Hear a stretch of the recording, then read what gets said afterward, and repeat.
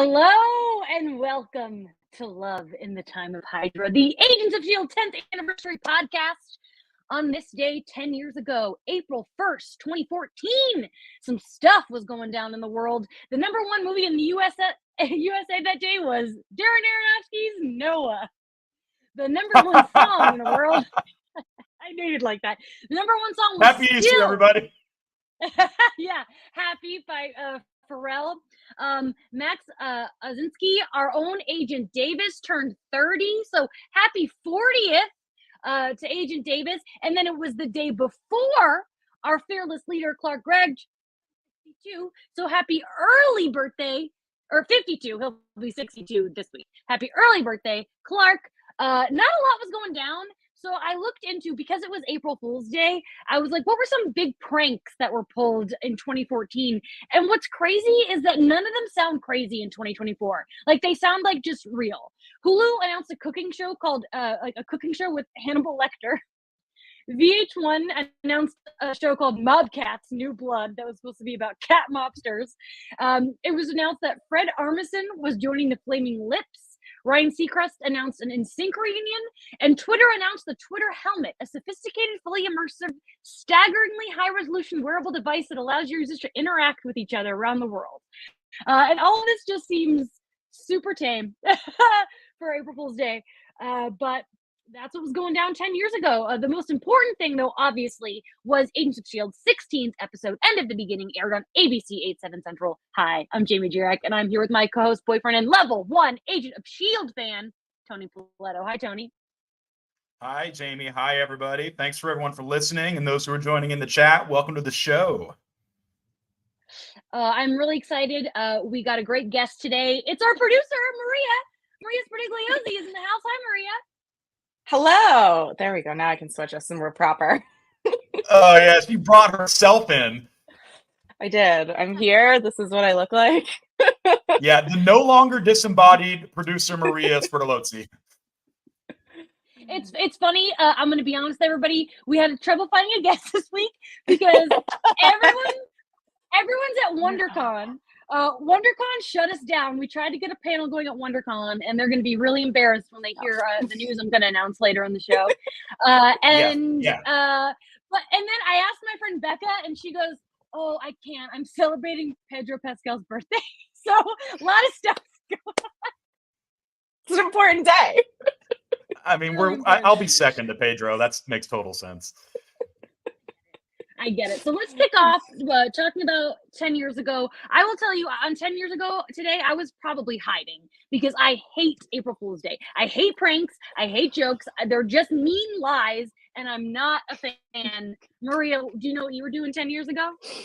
I'm trying to remember. I was living in Los Angeles. I did not yet have a job, so I was probably doing nothing, if I'm going to be perfectly honest. I want to say my boyfriend at the time might have tried to prank me. Sure. Tony? See, 10 years ago. Oh, I was working in development on a TV show that never came to fruition. It was called Mobcats, and it was about a bunch of cats that were mobsters, and we really loved it. We worked tirelessly on it, but they ended up shooting it down. But it was really something. Maybe one day. So that actually does sound like your dream show, Mobcats. It does. Also, it does. I thought for sure Tony would say something real as a April Fool's prank. As a prank. Yeah, but I was wrong. I want to shout out everyone in our audience, in our chat. If you're in the live chat, it is actually March 31st. So I want to say happy Easter, happy Trans Visibility Day, happy 25th anniversary of The Matrix. We appreciate you joining us a day early. It's important to me that we did this on the 31st because I don't want anyone to think our news is a prank. Our news is not a prank. I would never do that. I'm gonna ask that people that are listening live don't post about it until we finish the show, so I can post about it, so there's no confusion. But as soon as we finish, I'm sharing the news. But you guys get the early the early fun bits, but I'm going to work my way up to it because there's a lot of stuff going on. First, I want to let you know that on Thursday, we are doing a very special Patreon episode at 7 Pacific time with our very special guest, Tessa Smith, aka Mama's Geeky. She's great on YouTube. You should check out her stuff. And we are talking Captain America, the Winter Soldier, for the movie's 10th anniversary. And you guys, we all know this is a big one. I think if anything was worth spending $1 a month on, it's this one to hear us talk about the Winter Soldier. Killer guest too. Oh yeah, Tessa's amazing, and she's so excited to talk about this. Before I'm about to break it. The big news. Before I break the big news, Maria, will you remind the chat of our rules? Absolutely. If you are going to talk about spoilers before Tony leaves the room, then please tag them with #spoiler. And I will not only be here in the podcast, but I will be monitoring the chat the whole time to make sure you're following along. Yeah, she's still reading. Don't worry, you're not off the hook today. So yeah, no, I'm multitasking. All right, we're back next week. Same time, same place, live show at 5 p.m. Pacific on Sunday, April 7th. The show will be releasing on Monday, April 8th. We are talking turn with special guest, Clark Gregg. That's right, everybody. Clark is going to be on the show next week talking about episode 17. We're so excited. I have, waited to reach out to him to be on the podcast because when we started, it was the strike. And then, I just, the flow, we kept having hiatuses. But this week I finally reached out to him and he was quick to say yes. And I said, episode 17 through 22, which one you want to do? And he picked episode 17. Pretty awesome. I'm so excited to talk, because I don't know what this episode is. So I'm assuming it's a good Clark episode, so I want to hear him. I'm excited to find out why he picked this one. Yeah, I'm like, Tony, I'm so nervous that he's gonna spoil stuff, but honestly, if that keeps happening from the cast, it's gonna be hilarious that only the cast spoils things for you. I would say I feel like we might need to make a caveat of it's a spoiler, but I think the fact that we have Clark now, I'm really excited about it. We have a really good chance of getting other cast members, and I honestly think they should just make it a bit of. And now Tony doesn't leave the room, and a cast member of Agents of S.H.I.E.L.D. spoils something for him, and just have them pick something to tell me that comes later. I actually kind of love that. They get to decide, what do you want to spoil? Oh, I will have to consider that. But then, what if they pick something really good though? Yeah, it'd be fun if it was a really funny bit. Clark, I think, would do a funny bit though. We'll have to mull that one over. Also, I want to let everybody know that as far as I know, this is going to be a normal live show with you guys in the chat. But because I'm going to be hyper focused on talking to Clark Gregg, I might not be seeing what you're saying as much as I normally do. So I want to give you guys the opportunity to DM us on Instagram at LidoPod if you have any questions for Clark. I can't guarantee that I'm going to use them, but I want to give you the opportunity to throw some questions our way. And you can ask spoiler questions because we will kick Tony out at one point so that we can talk full-blown spoilers with Clark. Anything about our exciting news that I missed, Maria and Tony? I think you nailed it. No? Yeah, that's it. That's the big news. The show now. Wow. Yeah. All right. Yeah, I know. Let's get on with this show. But thankfully, we do have a wonderful guest, and that is Maria. Oh, Maria, it was funny when I announced you. Somebody commented on Instagram, Maria has a body, and in my head, I read it. Maria has a body, and I went, Jesus, damn. I realized No. body voice. I thought they were being really creepy, and then I realized, oh no, it's a bit for our podcast. No, it's because yeah. Oh man, wondering why you chose a photo of you with the lion. Can you tell us who this lion is? I can't explain this, and it is because I looked through my phone and realized that all of the most recent photos of me are at tourist attractions, because that's what I have been doing. Is I went to New Orleans with my family, and that's where this photo was taken at the zoo, and then we went camping, and so it was this or me in a Jelly Belly hat. So I would have loved that. And I keep literally, Jeremy in the comments says no one on this podcast has legs, clearly making a joke. That's First true. I read it, it's like no legs. Like these guys don't have any guts when they're talking. I'm in my Amelia Bedelia face. Oh, fantastic. All right. Let's get into this. Maria, on our first episode, I do think you talked a little bit about some of your Agents of S.H.I.E.L.D. history, but I want to check in. How has your watch been going? Who are your faves right now? Who do you hate? It's been going well. I am on episode 19, so I'm only a few ahead of Tony. So far, I am really loving the dynamic between Fitzsimmons. I think they have just grown so much since episode 1 into their own people, but very much this like amazing duo who I think care about each other more than like anyone else on the team, or at least outwardly do. Fair. Yeah. Yeah, they're definitely my favorites. So far I don't hate Ward. I don't really hate anybody. I think Okay.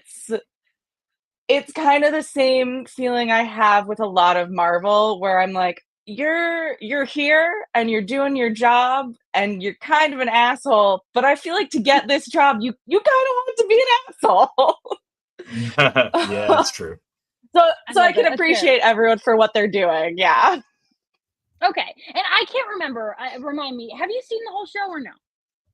I have not seen the whole show, but I was on Tumblr for a good chunk of its run, so I've seen like bits and pieces. Yeah. Like Jenna in my other unnamed podcast, she's always dropping those Tumblr day tidbits. I love that. Yeah. All right. I made my notes too big. All right. So let's talk about this episode. End of the beginning. I feel like a big one. It was written by Paul Spacheski, the producer who also wrote Fizzed and The Magical Place, who I believe, Tony, are those still your top 2 favorite episodes? Those are my top 2 favorite episodes. And End of the Beginning, I did not like as much as those 2. This one kind of falls in the middle for me. So out of 16, I have this currently at number 8 in terms of my favorites so far. It's beneath the hub and above the asset as in terms of its ranking. Okay, that's fair. The episode was directed by Bobby Roth, who previously did The Hub and Tahiti. He directed a movie from 1984 called Heartbreakers that I just added to my Letterboxd watch list because I'm very interested. So we're gonna have to watch that soon. Not to be confused with the 2000s Heartbreaker with Jennifer Love Hewitt. Different film. Let's see. That's in that movie. So all right, the cast, we've got our core 6 and a big lineup of guest stars. Bill Paxton is back as John Garrett. Saffron Burrows is back as Victoria Hand. J. August Ridgers as Deathlock. Titus Welliver as Felix Blake. Maximiliano Hernandez as Jasper Sitwell. And then we got Brad Dourif in there as Thomas Nash. Tony, I have to ask you about this because Brad's in your favorite movie of all time. And I honestly forgot that he was in the show because it's like so brief and he's all, he doesn't talk really. So what were your thoughts when you saw his name in the credits? Oh, I was jazzed. My favorite movie of all time is One Flew Over the Cuckoo's Nest. And, has been for many, many years. I've read the book and I've seen the play and I love it. And his performance in that movie is exquisite. So I'm always a fan of him, always happy to see him. Was a little disappointed by just how limited his use was, but I'll have more comments on that character when we get to that part of the story. Fair. And in this episode, some of the biggest players in S.H.I.E.L.D. team up with Coulson's team to try to find the identity of the Clairvoyant, but Deathlock gets in the way. Maria, what are your kind of initial basic thoughts on this episode? This episode, I feel, moved way faster than the previous few episodes. I feel like this one didn't have as much of the team, especially because they had to split up. There wasn't the scenes of people sitting and talking. It was just kind of like, here's the plan, okay, and now everyone's going to go here, and they're going to talk here, and they're going to move over here, and it just moved so quickly. Yeah. Tony? What? Oh, I liked it. It's ranked 8th. Yeah. Great. I didn't know if you had any more juice to spill. I guess Oh, not. okay. Well, I will say because you mentioned the guest stars, it is really like a pretty amazing assembly of all of the characters we've been stacking up over the course of these first few episodes, like Titus Oliver and Agent Han, and like she walks onto the bus, and I was just like, oh look, a crew of dicks, because it was all just like a row of people that have like at one point or another been an annoying asshole. So I was just like, oh, what a shitty posse. Yeah, but I do like it. It feels good. It feels like things are coming together, like falling together in a really graceful way. I like seeing everybody that we've been collecting in one place. Yeah, I will say Hand was probably my least favorite the entire episode. Yeah, but she's up. What is she up to? We'll talk about it. God damn it. As Alice says in the comments, though, she has great hair. We love her hair. I love this episode because it's like, whoa, what's going on? Like, it's a cliffhanger. It leaves a cliffhanger of like so many questions, and I love seeing all the Shield people form. It's like their own Shield asshole Avengers, basically, of this group. And when they walk on the bus, I love it. Yeah, it's just solid. We're in it. We're in the meat. We're in the juice. I mean, I don't think we'd be in an interesting place. Like, obviously, it's an interesting place where Clark Gregg wouldn't want to come on next week. You know? Yeah. That's our barometer. Yeah, that's the new test. So let's just like dive into the episode. It kicks off in Sydney with Garrett and Trip. They're back, yay! But Deathlock storms in, kind of ruins their plans a little bit. Tony, I assume that you assumed Paxton was coming back. I figured that, you're going to get Bill Paxton for more than one. Yeah, I didn't know I'd get to see him so soon. He seems like a kind of character who could just, pop in and out whenever. So I'm glad we got him back so quickly. I'm glad that we kind of got to process. He got to have that stuff with Sky where she thanked him. And it was good to see him back. And then, of course, we got Simmons getting her flirt on again. So that's always good. Yeah. Oof. And then there's also Garrett's talking about the Index, and he talks about the amazing Kreskin, and I assumed that was a Marvel character, but it's actually a real person. Yeah. I know. Did you look this up too? He was a mentalist who was on TV in the 70s, and so I like the joke that they're saying like real people would be on the Index. Cool. Yeah, I did not look that up, but it did remind me that my parents had like a Muppet or Sesame Street 25th anniversary VHS when I was a kid, and there was a Sesame Street character that was a takeoff on the Amazing Kreskin. Oh, wow, that's awesome.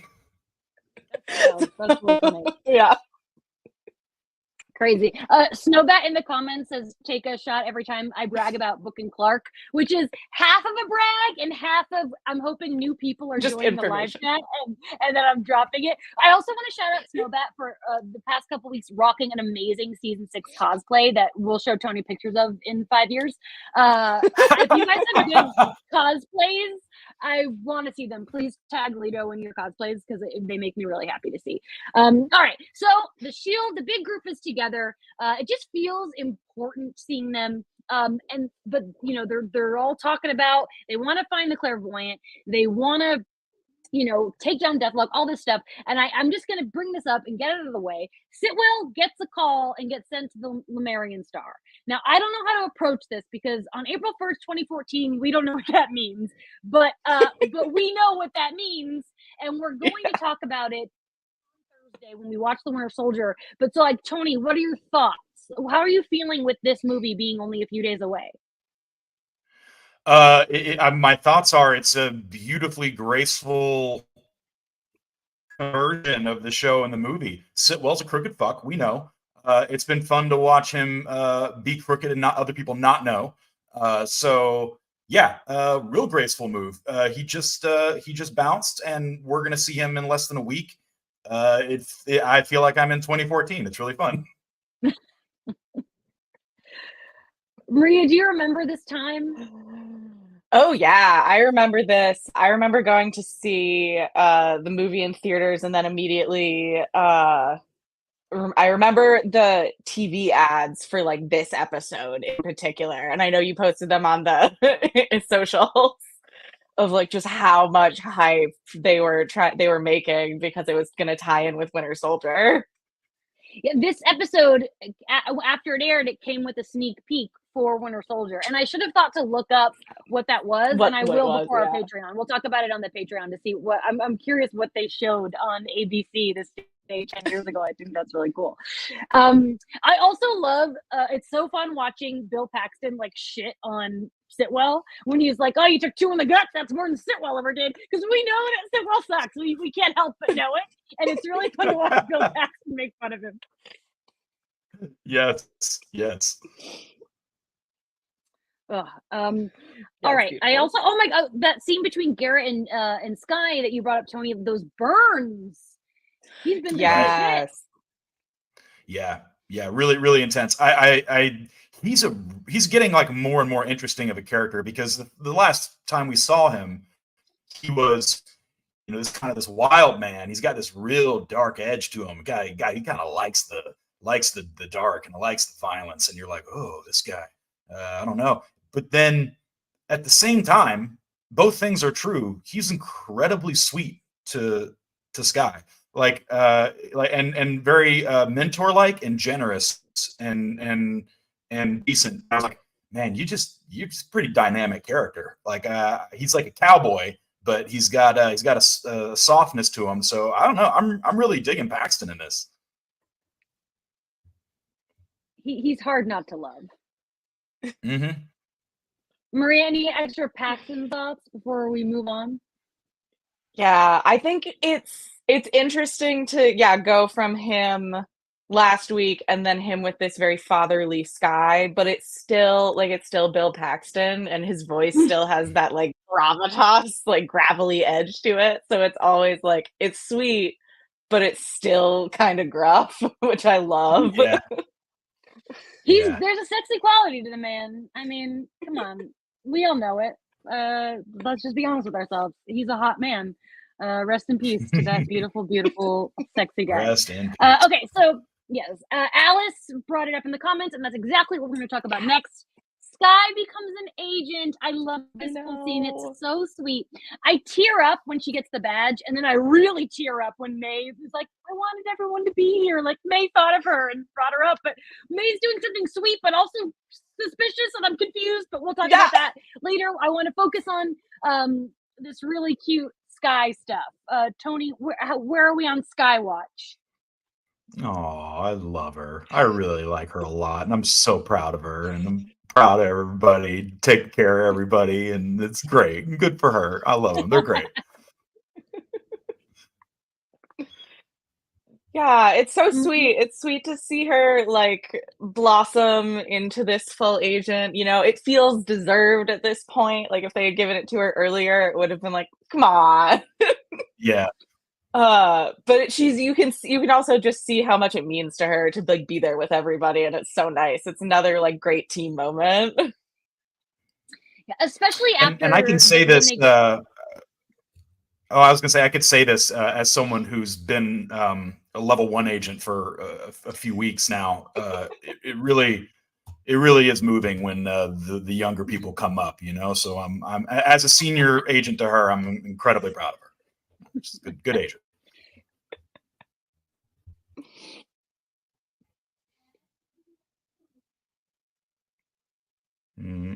Your audio went out on me, Jamie. Did my internet go out? Yeah, you're back. All right. You said something about a badge. Oh yeah, Tony got upset because Skye got a badge, but Tony didn't get a badge. So we got to get Tony a badge. Then you got to buy me a badge every year. After that, it's how it's got to go. Or just like get a new number. I would say, you just update. There's a slot for a new number somewhere. Cheap bastards. All right, so moving on, we got Fitzsimmons. They're still pushing back on Coulson. They just cannot accept that Coulson doesn't want them looking into the blood. And then when Skye is like, no, we should listen to Coulson. They're like really confused. Like, you want to listen? It's just everyone. But then May comes in and she's like, oh, you're working on this? Why don't you tell me about it? It's really sus. And all of this, I love when Fitz says strange is subjective, but also monkey watch. We got a monkey reference. I can't remember. Is this third or fourth monkey reference? Scott, do you have the monkey watch log, Maria? I do. I'm checking. I do. Okay, Yeah. According to this is the fourth reference. Fourth monkey. Yeah. All right. Oh, we love it. We love a good monkey reference. We'll post about it. But Tony, I guess we might as well just dive in. Like, what we're gonna talk a little bit more at the end about whatever the hell is going on with May. But like, who do you think she's talking to? I don't fucking know, man. She's smiling like when she was like congratulating Sky, and she's like, I told them to come up, and brought like Fitzsimmons up there. She is so not May, and I'm so mad. Secrets don't make friends, and it's really bumming me out that this whole thing she's doing. I know she's not talking to I know she's not a bad guy. She's just has an alternate mission. She's reporting something else to something else that Coulson is not privy to, and I'm upset about it because it's creating a rift, and they're good friends. I don't know. But I wanted to say something else. I think I really like their plan. I was like, oh, neat plan, in the way that they're operating, as you only know this much of the mission, and you only know this much of the mission. That way the clairvoyant can't know the whole mission. And Sky is like, make it a double blind, and do it this way. I was like, that's cool. That's a cool concept for like a thrillery episode. I like that. Yeah, that's what I had next on the notes is everybody in teams, and they're good pairings. We've got let's just talk about the pairings. First, we got Tripp and Ward. These two, and the only two times we've seen them together, they're always having a dick measuring contest. Tripp is clearly jealous that Ward was Garrett's protege first. He makes that jab that his family was the cable version of the Kennedys. He calls him the golden boy. But like, it is also like, I do like this dynamic because it's kind of brotherly. And we know that Ward doesn't have a good brother. So yeah, you could say that again. Oh man. Yeah, it's true. I do like that. I like their interplay. It's exactly what it is. There's kind of a jockey punching quality to these two, and I like seeing them together. They have a good dynamic, and they're both time. Like when what's his name, the black actor, what characters does he play? Tripp. BJ Bright. When Tripp, Tripp, when he was on the plane, had that great sort of duel, but not a duel with Agent Ward, and I just where they both are on the same team, and they want different things at different times, and it's cool. It's cool to watch them. We got Garrett and Coulson, which I mean, obviously it had to be these two, right? Like we need scenes with Clark and Bill. If you don't know Clark, Greg is going to be our guest next week. Garrett's telling stories, and then Coulson's like, "Yeah, I was there," and I love this dynamic too. I love that so much. Part? All of it. Yeah, the whole that was thing. So good. Yeah, I like that you didn't fall through a skylight. Yeah, but it makes a better story. I enjoyed that, the embellish, because it gives you a little insight into him, and I like that. Exactly, and it's also like an insight into their relationship, just the way that he tells the story and doesn't listen to Coulson. Yes. And then finally, we've got Blake and May. Love this. Because he's like trying to flirt with her, and he asks if she's a Scorpio, and May, of course, is not having that nonsense. What a chode.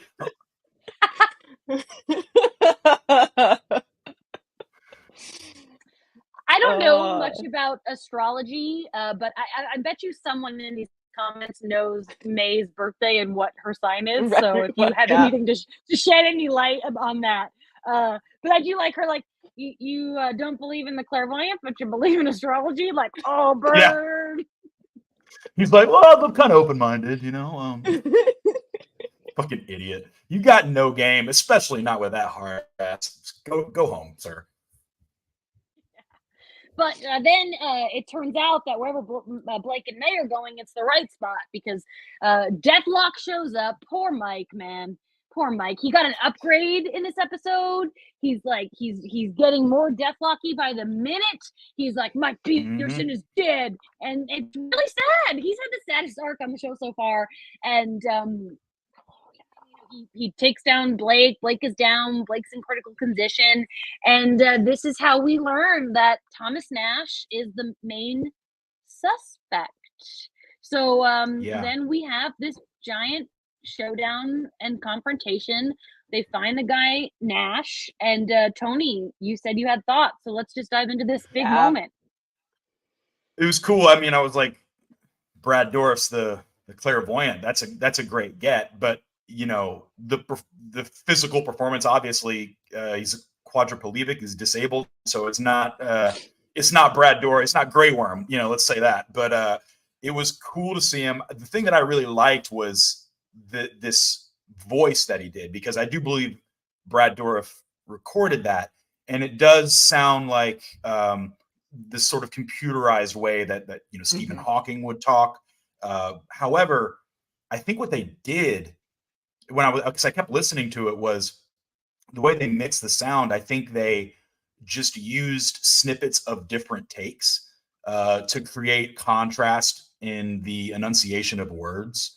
So it would be like this, and just depending on what the take was, it was a really cool, like, it was a cool method. And so in that sense, I feel like, okay, I do feel like I did get some good Brad Dourif in there. He's a really, you know, cool character actor. I'm sure he had a lot of fun making the voice what it is. But yeah, I liked that approach and that technique. I'm assuming that's the technique they used. I liked it very much.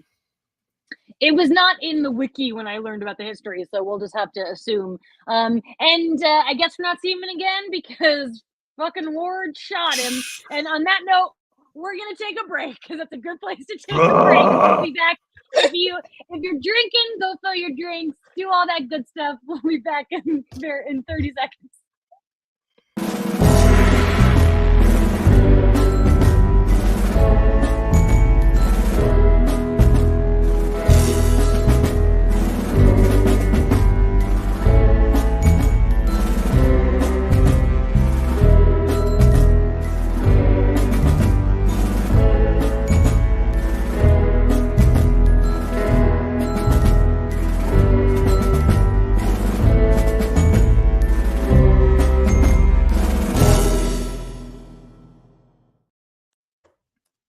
Welcome back to Love in the Time of Hydra. We are talking season 1, episode 16, end of the beginning, with our producer Miera in the house.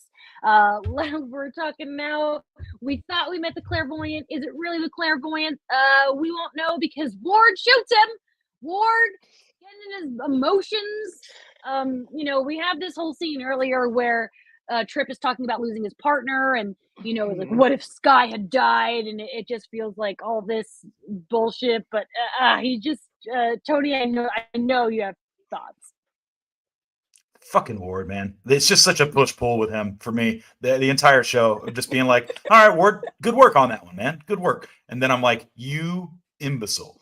Because yeah, this you got emotional. He was pushing the right buttons. He had your psychological profile. Whatever, like, he just, and like the coldness with which he did it and his lack of remorse, there was a serious need for questioning that suspect. You know, whether it was the clairvoyant or not, that's a lead, that's a suspect. Also, he just fucking shot a guy, like, and it may not even be him. They didn't even confirm that it was him. They didn't. He might have just killed some guy who had no control over his body or mind. And I think it's a big strike against him. I'm angry at Ward. Miera? Yeah. This was honestly, it was shocking. I watched the episode a couple of times, and the first time I watched it, I was not quite prepared for him to do that. They just did a very good job of filming it, where I was like, whoa. And then it was this like feeling of, I felt betrayal because I believed better of Ward at that moment.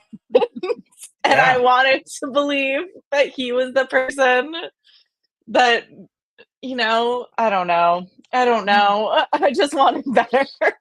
Yeah, and then there's the whole thing where they're talking to him in the interrogation room, and he's just like, I know I did what I did was wrong, and I accept the consequences. I'm like, go fuck yourself.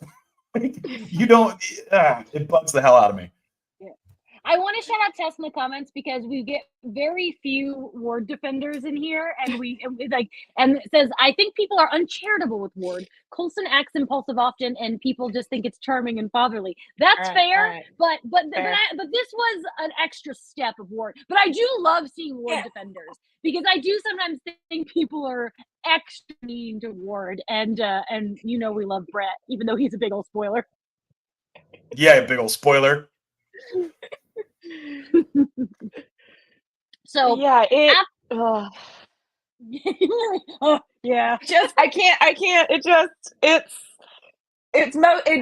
So I do a true crime podcast, and I think of there are many like serial killers and murderers who afterwards are like, no, I just did what I had to do. I don't know what you want me to say. And it's just Ward just giving off that vibe.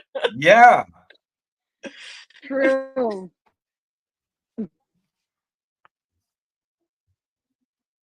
Oh, hold for audio. Say your last piece again, Jamie. I think we lost your audio again. I cut out again. Am I back? Yeah, you're back. Yeah, we'll edit this out. Coulson realizes that the Clairvoyant is an agent of S.H.I.E.L.D. He puts his puzzle pieces together, and that's when the shit hits the fan. Everything is starting to come out.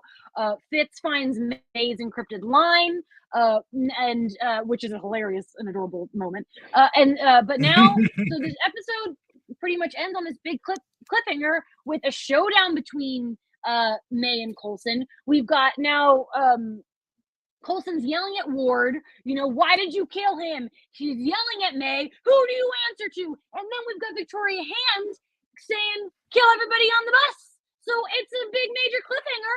Everyone's a suspect. Everyone might die next week. What do you think? I think you heard my groan of frustration that as soon as it went to the S.H.I.E.L.D. logo. I was very upset that this episode, I mean, it's a beast of a cliffhanger. Oh boy. Well, I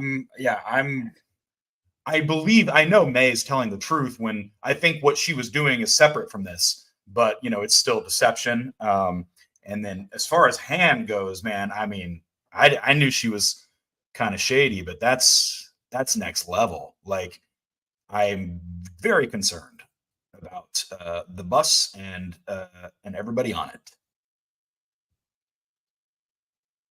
You've watched next week, so you know what's coming. So I know what's coming. Yeah. So I will ask your predictions. But if you have thoughts, I'll hear them. Oh yeah, this was, I think, something S.H.I.E.L.D. does really well is these moments of like almost like info dumping, where a bunch of stuff gets revealed all at once. But especially in this, because we had the like kind of 3 different areas, you got the info about like May and the line, you got Hand demanding that everyone be murdered. Like it just like tingled. It was like terrifying, but it was also like, oh man, what are we gonna find out? Yeah. That's where I'm at for another week. And Tony, I'm curious. So, the only other movie that we've had so far is Thor: The Dark World. and it had a little sprinkle. They went to London to clean up the mess. Do you have any predictions on how next week might if Winter Soldier is going to affect this at all? If Sitwell is the clairvoyant, I'm gonna be so fucking pissed. Like, I don't know if Sitwell's the clairvoyant, but his absence, and that punk, I don't know. They said it's a shield agent.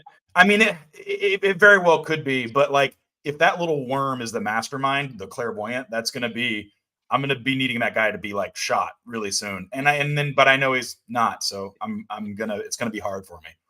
Mm. Wow, we're so close to finding out, to getting your answers. Oh gosh. Before we get into some history, is there anything else about this episode that either of you want to talk about?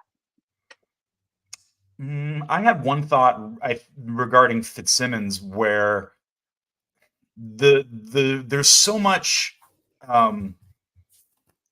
like with this sort of budding potential romance with Trip and everything.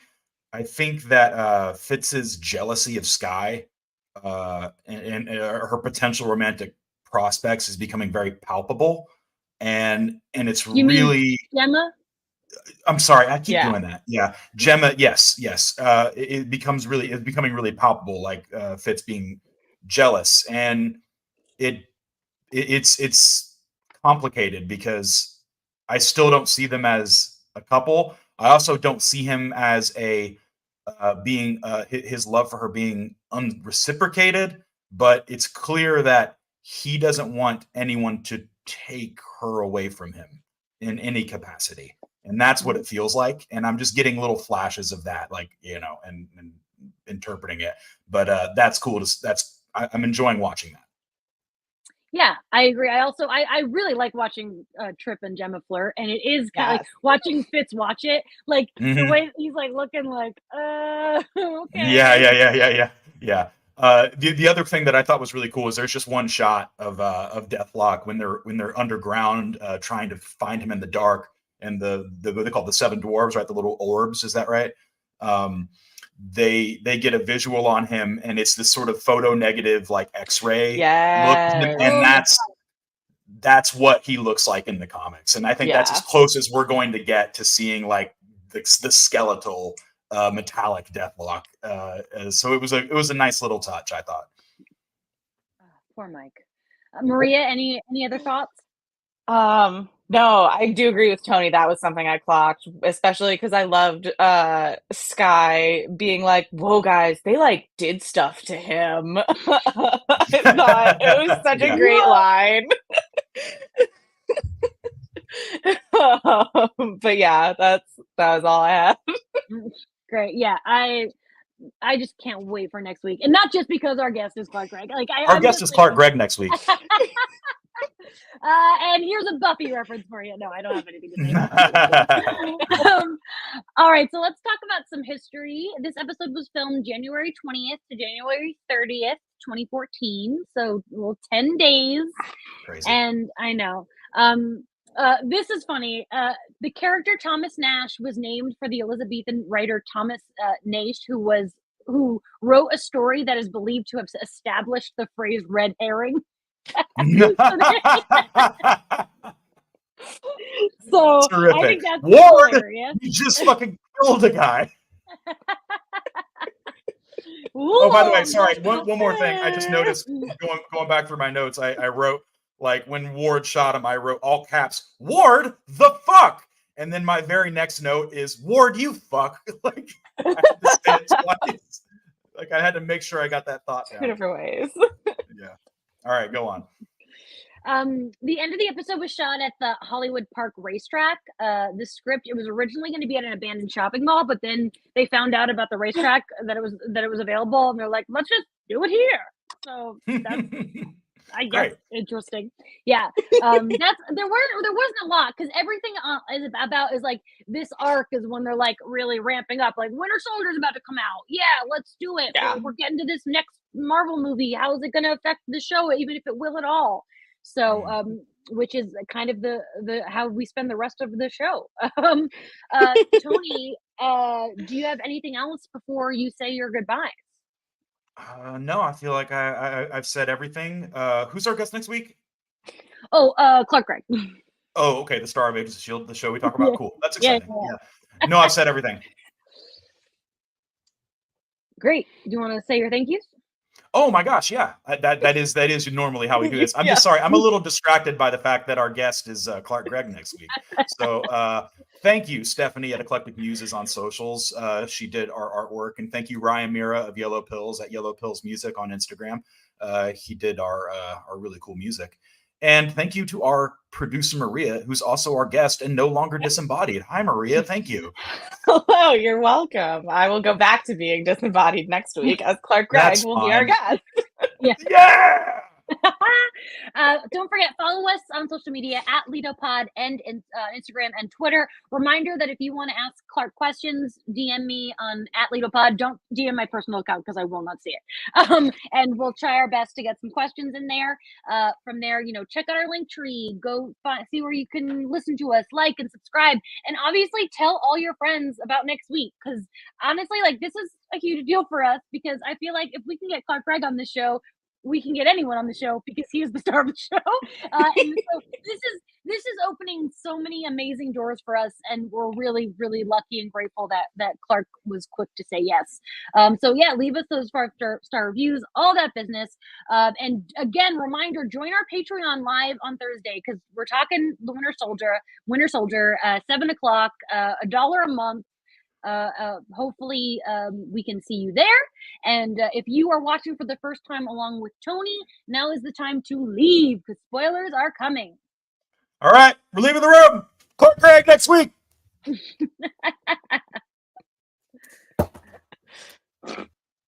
All right, there he goes. Oh my gosh. So one of the, I want to say, because like Tony doesn't really know this, but one of the reasons I waited until this week to reach out to Clark was because I didn't want anyone involved with the show being on the show before episode 17. Because, yeah, that's very fair. Like we have 1 week left to keep the biggest secret of the entire series, and then I can breathe easy. Like the only other really big thing is Daisy, and Yeah. if that got spoiled, it would suck. But it's not as big of a deal. Yeah, and I feel like that one he'll be able to figure out more. There's going to be a lot more in the show that'll like point towards it before it actually happens. Yeah, and there's also it's so the way that, if I'm remembering correctly, the way that next week's episode Turn ends is the whole episode you still think was good, and then it ends with him killing Hand, right? You would just watch exactly. it. Yeah. And so there is room for someone to see that episode and still think maybe Word is good, maybe something's going on. Yeah, maybe he's a triple. But Clark's going to be on the show. It's going to, Tony's going to know. Tony's going to know next week. Like, I'm not going to say anything after we watch the episode. Yeah, when you watch it. But on the podcast, like, even though there is a world where Tony could still be like, but maybe that ain't happening next week. And I feel like will Clark call her Daisy? It's very likely. Also, this man isn't us. He doesn't watch this show over and over again. In a year. He also who knows the last time he revisited this show even. He double checked with me to make sure it was the episode that he the correct episode. Yeah. So I feel like I just feel like well, it's gonna be interesting, and we'll see. But yeah, Clark probably doesn't remember what happens when. He does not have the encyclopedia the rest of us do. But that's okay, because if he spoils it, it's gonna be freaking funny. But I do want to kick Tony out a little early next week though, so that we can ask some like full questions, more deep. Yeah.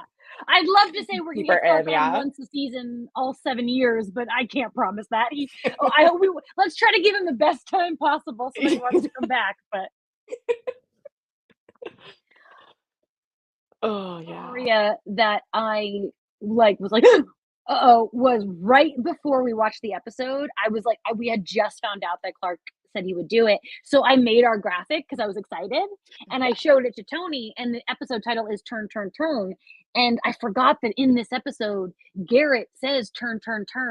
when talking about Ward to Sky, and I was like, oh, he's gonna pick up on this, but he definitely didn't. He is not suspecting this. I would say I also rewatched or oh my god, not Agents of Shield. That's the show. Sorry, Captain America: Winter Soldier.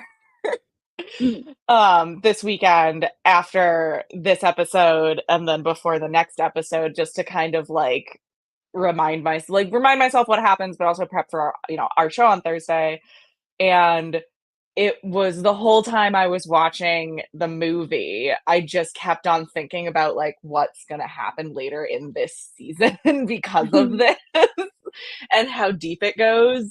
And so when the next episode opened and May called to check to be like, no, I was talking to director Fury, and they're like, he's dead. Like, good luck, Hail Hydra.